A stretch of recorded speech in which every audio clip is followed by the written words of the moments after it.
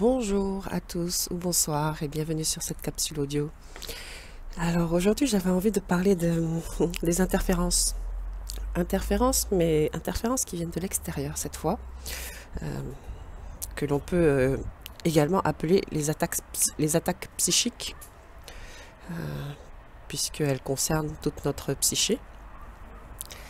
Et ce qu'à une époque on appelait possession même, en fonction du degré de l'attaque psychique. Donc voilà, c'est ce que je voulais aborder parce que nous sommes tous sujets à des attaques psychiques. L'attaque psychique, elle peut être subtile, très subtile, et elle peut être très grossière aussi. Alors déjà, qu'est-ce que j'entends par psyché? Eh ben, notre psyché, c'est tout ce qui comporte notre psychologie, tout notre plan émotionnel, tout notre plan mémoriel, notre plan intellectuel également. Je ne parle pas du plan de l'intelligence, mais de l'intellect. Et les personnes, pourquoi je dis que nous sommes tous sujets à des attaques psychiques? Eh bien parce que les personnes concernées sont toutes les personnes qui s'intéressent à une évolution dans un domaine quelconque. Donc vous voyez, c'est très large. Bon, on peut évidemment d'ores et déjà citer ceux qui s'intéressent à la religion, à la spiritualité, l'ésotérisme, l'occulte. Voilà, vraiment toutes les personnes qui s'intéressent à l'évolution. Parce que dans le principe de l'évolution, il y a toujours des pièges. À chaque fois qu'on monte une marche, on rencontre un piège. Et bon, les attaques psychiques les plus grossières que l'on peut voir très rapidement, c'est, vous savez, les personnes qui rentrent dans des sectes ou dans des religions, ou quel que soit le groupe, et qui à un moment donné va tout abandonner, va vendre ses biens, va quitter sa famille pour le groupe, pour la secte, pour la religion. Là, on peut voir que l'attaque psychique, elle est grossière. Elle se voit, quoi. Et les premiers symptômes d'une attaque psychique, c'est le fanatisme. Mais il y a plusieurs degrés dans le fanatisme. Je vais parler du cas le plus... je vais parler de mon cas particulier. Enfin, je vais vous donner un exemple avec moi, parce que je prends cet exemple parce que je pense qu'il correspond à énormément de gens, en ce moment surtout. Et cet exemple est lié aux animaux, au fait de manger de la viande. Quand j'ai pris conscience de ça il y a un bon nombre d'années déjà, je me regarde en arrière et aujourd'hui je rigole parce que quand j'ai arrêté de manger de la viande, mais il fallait que tout le monde autour de moi arrête de manger de la viande. C'était juste inimaginable pour moi qu'ils continuent de manger de la viande. Et j'aurais été capable de rentrer dans une bouche de métro et de leur dire mais vous voyez pas ce qu'on leur fait, vous voyez pas ce qu'on fait. Enfin bref, ça s'appelle de l'attaque psychique. Et bon, ça ce n'est pas très dangereux, je vais dire. Ce n'est pas une attaque psychique très dangereuse, dans le sens où je ne suis pas appelée à tuer au nom de Dieu, par exemple, ou à violer au nom de Dieu. Mais il s'agit tout de même d'une attaque, il s'agit tout de même d'un comportement fanatique. C'était, voilà, pour vous donner l'image grossière, parce que je suis sûre que vous la voyez bien, cette image. Quand on veut que tout le monde fasse absolument comme nous, parce que nous, on a vu. Donc ça comporte, ça entre, faut le prendre en ligne de compte pour tous les domaines de la vie. Parce que lorsque l'on commence à découvrir à quel point on était dans l'ignorance de ce qui se passait, eh ben on se met en colère. Et oui, on se met en colère parce qu'on découvre à quel point on était ignorant. Mais souvent, eh ben, on projette ça sur l'extérieur. Bon, c'est normal, hein, parce que celui qui... Bon, enfin, c'est normal, non. Ce qui est normal, c'est qu'on se révolte. Parce que quand on se rend compte qu'on a été manipulé pendant un certain temps, c'est normal, on se révolte. C'est comme, vous savez, c'est comme les adolescents, la crise d'identité. Mais on sera... À ce moment-là, on va être... quand on projette comme ça vers l'extérieur, on va pouvoir être manipulé justement pour aller en guerre contre ce qu'on vient de découvrir. J'utilise des mots un peu exagérés comme le mot guerre, mais c'est un peu vrai. Hein. On va aller en lutte contre ce qu'on vient de découvrir. On va vouloir que tout le monde le sache. Et on peut même être amené à tout détruire de cette manière-là, tout détruire autour de nous. Alors je dirais que la révolte est nécessaire à la prise de conscience, ça c'est évident. Parce que chaque révolte dans l'évolution apporte une énergie qui fait monter. Mais chaque révolte rencontre aussi un piège. Lorsque nous prenons conscience de quelque chose, c'est sûr, nous avons besoin de nous exprimer face à ça. Nous avons besoin de nous mettre dans une action qui va pouvoir inscrire cette nouvelle prise de conscience en nous. Une action qui va vers cette prise de conscience, pour vraiment l'ancrer. Et c'est à ce moment-là qu'on va rencontrer des pièges. Parce que tout ça, c'est normal. Besoin d'en parler, besoin de changer notre façon de faire, c'est normal. Mais à ce moment-là, où est-ce qu'on va se diriger? À l'intérieur de nous ou à l'extérieur de nous? C'est là qu'il faut être très vigilant. Parce qu'on peut tomber dans de nombreux pièges du fait d'attaques psychiques qui vont venir essentiellement de notre plan astral, donc du plan de la mémoire, notre propre mémoire, la mémoire collective, la mémoire planétaire.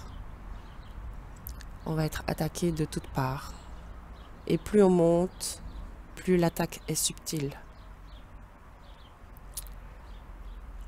Oui.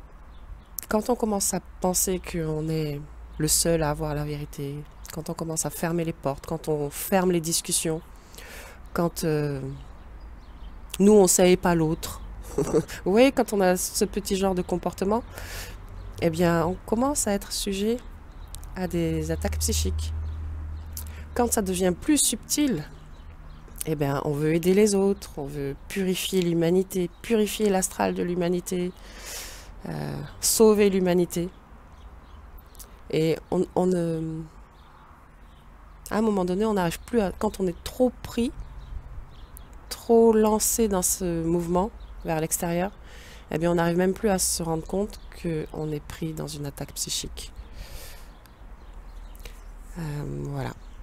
La manipulation, vous savez, on peut être manipulé par toutes sortes de choses autour de nous. On est manipulé par les formes. Donc, ça entend les uniformes, les noms, les mots. Tout ce que vous regardez, tout ce que vous entendez.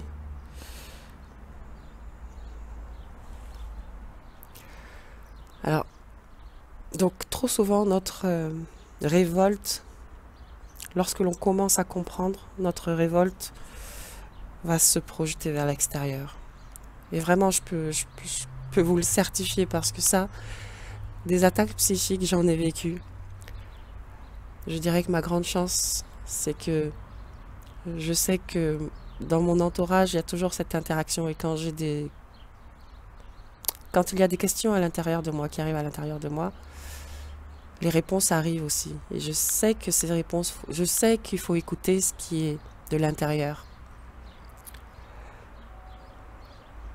Donc à un moment donné, et je sais aussi que l'intérieur, je sais aussi que les réponses peuvent me parvenir de l'extérieur. Et je sais prendre du recul. Donc je suis rarement longtemps sous le joug d'une attaque psychique. Je vais assez rapidement m'en apercevoir, du coup m'en défaire. C'est ça le principal. Le but du jeu n'est pas de subir aucune attaque, ça serait génial, mais on avance, on grandit. Nous sommes comme des enfants qui grandissent. Je vous dirais que nous en sommes au stade de l'adolescent. C'est pourquoi l'humanité commence à comprendre énormément de choses comme un adolescent qui grandit. Et elle commence à vivre une crise d'identité. Parce que l'être humain n'a pas... Alors, c'est là encore. Regardez, nous les parents, nous manipulons nos enfants pour qu'ils puissent grandir et devenir... Nous leur donnons certains outils au travers de la manipulation. Et de la même manière, nous, dans le passé, lorsque nous avons été au stade d'enfant, lorsque l'humanité a été encore une enfant, elle a été manipulée. Aujourd'hui, elle est adolescente, elle reprend elle cherche à reprendre maintenant les rênes de sa propre vie. C'est aussi simple que ça pour moi. Donc nous sommes là et je ne sais plus pourquoi je faisais ce rapprochement avec l'enfance. Mais bon, bref. Ah oui, les attaques psychiques. Donc c'est normal. Le but du jeu n'est pas d'y échapper, mais de les voir et d'en sortir.